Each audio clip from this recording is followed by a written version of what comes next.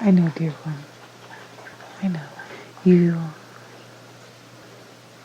want to know why. And yes, we have worked very, very hard in many dimensions, in many levels, in many ways, and unbelievably hard through the nights, so you do not remember it. You've been working your whole life so hard. You've been devising plans and paths, and this is not where you wanted to be. This is not where you wanted to be, and you worked very hard. It is not that your plans or paths were lacking, or you were lacking in any way. This is just very, very dark. And they are much lighter than before you began this process. They are much lighter. You think everything is lost, but it is not. It is not. There is hope where it did not exist before. It has been, rather than spreading, it has been contained. It is like the concept of the idea of a cancerous growth, and you give the treatments, and you take the precautions, and you do the method, and the cancer disappears from the majority of the body, and is even the main original area shrinks dramatically. Shrinks so dramatically that there is something to work with, and it can be dealt with more easily and less catastrophically. So you wanted to know what was all this for? What was all this for? I've accomplished nothing. Everything that I thought I had worked towards, everything I've been working towards, everything I've been trying to do, you feel has failed. It did not fail. It did not fail. It did not fail. What is to be done now? What can be done now? You worked hard enough to bring them to the place where something could be done. Go back to the cancer illustration. Say you have a patient that is completely riddled with cancer.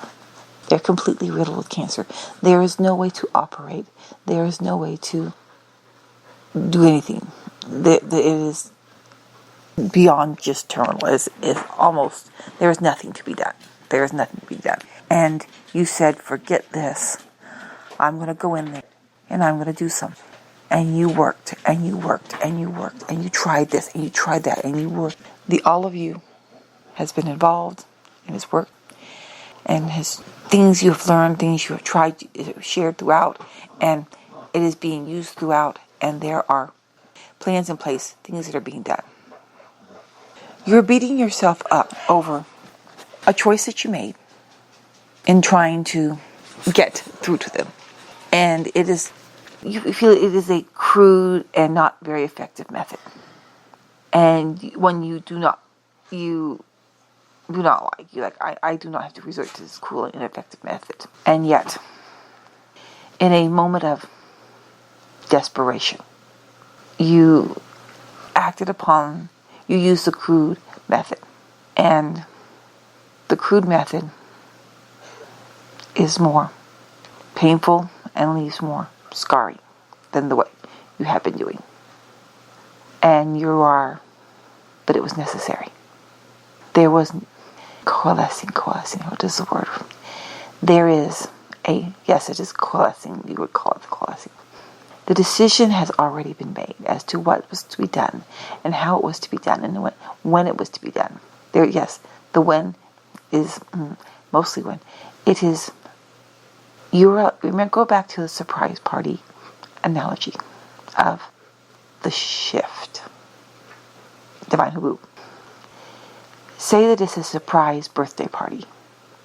So, you know that it will occur on this certain day, but you do not know when on this day. So say that you're right now on the day before your birthday.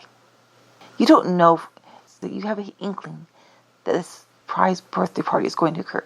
You don't know where, you don't know when, you don't know how, you don't know any of the elements, but it's a birthday party, so therefore it will occur on your birthday.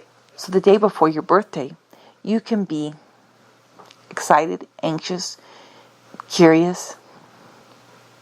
Yes, that is where you are right now. The shift is, from a linear perspective, very imminent, very close. It is not literally, some will take it literally, not literally. It is like tomorrow's my birthday, it will happen tomorrow. So therefore today, I want to make sure that I might go make sure my hair is done and I have the right clothes I want to wear tomorrow, and make sure I don't have anything too big planned because I don't know what might happen. You have a preparation, an internal preparation of, okay, tomorrow is my birthday, and I know that something is being planned, so I'm going to be prepared for any outcome, and you're looking forward to it with anticipation. Going back to the Cancer analogy, I know we're mixing metaphors, but there are two things occurring, and we do not know how to bring them together otherwise. The one is the imminence of the divine Habu, and that is the surprise birthday party, and it is like the day before. There is not much time to make more adjustments, to fix things. The ones you have been working with, they, when you came, and when this process began, rather than you came, when this process began, they were riddled with cancer. When you first began this process, they were riddled with cancer, and these ones had every treatment protocol. There were no more treatment protocols left, and their situation was desperate, dire. We're going to give you clarity about the experience you had yesterday. It was not as, I know we are jumping, but that is your nature, so that's what's going to happen to right now. Yesterday you saw the divine convening. You had used the word council, but it was not really a council, it was a convening. And the souls with which you have been working were seen, and their situation was such that those of the divine had not really truly comprehended what it was and what it meant, and they were taken aback by it. And how could we fix it? We've already tried everything. This is what they are. What are we going to do? There's nothing we can do. And it was seen that these souls, their very souls, were of a terminal. Cancer was eaten throughout. Not real cancer, but analogy of terminal. But you went in and were tirelessly, continuously altering, adjusting, arranging, working with their souls tirelessly. Not just here, not just this time.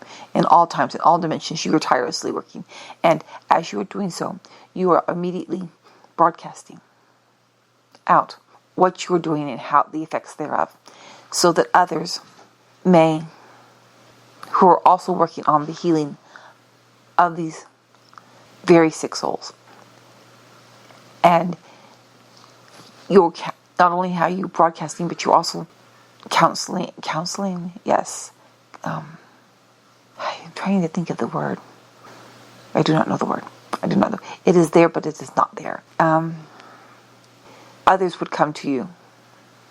It's not counseling. It's not consideration. It's right there. Consult. There it is. Thank you. Consulting. You have been consulting others throughout that are working on trying to bring about a healing to these souls. And you have accomplished. What you have accomplished is amazing. Because you were tireless and stubborn and determined, because you valued them and you were not going to write them off. Even now, You cannot write them off. And see, that's the part that is causing the problem, is the rationalization. And there is no way to allow you to be here on this earth plane and just remove it. I know you're like, well then, why don't we just remove it so that I can just do what I need to do? It is a necessary side effect that in order to allow you to be here to do what you're doing and to help the way you're helping, you must still be this physical person and the constraints thereof. There is no other way, and you knew that. This is the news you were wanting to know. Did I do enough? It doesn't feel like it, because you always want to do more. You have shrunk the cancer so that it is not complete. I know at times it seems that it is complete. And there are, think of it as pulsating. There are surges that pulse out, and at moments where it seems it is complete, but it pulls back in the pulsings and becomes such that if this process you have begun continues on, if this process that you have begun continues on, that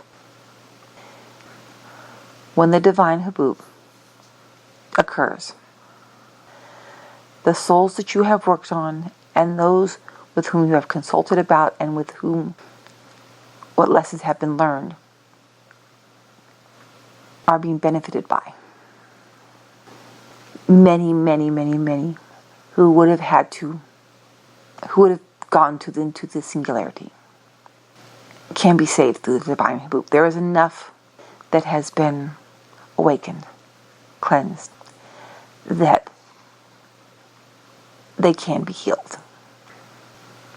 The divine haboob can reawaken them to their own divinity. Those who have this darkness, this cancerousness in them. Okay, yes, you're having the image and thought because we're going along with this. It will be like, for them, it will be like a radiation treatment. For them, who still have this darkness, though it has been shrunk. It has been shrunk dramatically and manageably. Yes, we use that. It's been shrunk manageably. The divine haboob will feel and be experienced like a radiation treatment in the way it will deal with what is left over. It will still be uncomfortable, but not as uncomfortable. If they could not have the souls could not have survived. The very souls could not have survived the divine haboob previous to the work you have done. They would have gone into the singularity. There would have been that they could not have survived it. But it is now such that it has been contained and managed enough that as the divine haboob comes, many, many, many, many, many, many, many, many, many, many more, who the process is going to be a lot, though difficult. It is going to be, though difficult and painful, it will be painful. They can survive. It can cure it. They can be brought back to their divinity. And it is very beautiful. But you are like the doctor who has been working and seeing benefits, but is always worried and does not know if the treatment is going to work yet. You have not experienced the patient surviving in the place where you are at. We have, from this perspective, the ability to see more clearly that it is a better outcome has become is now realized.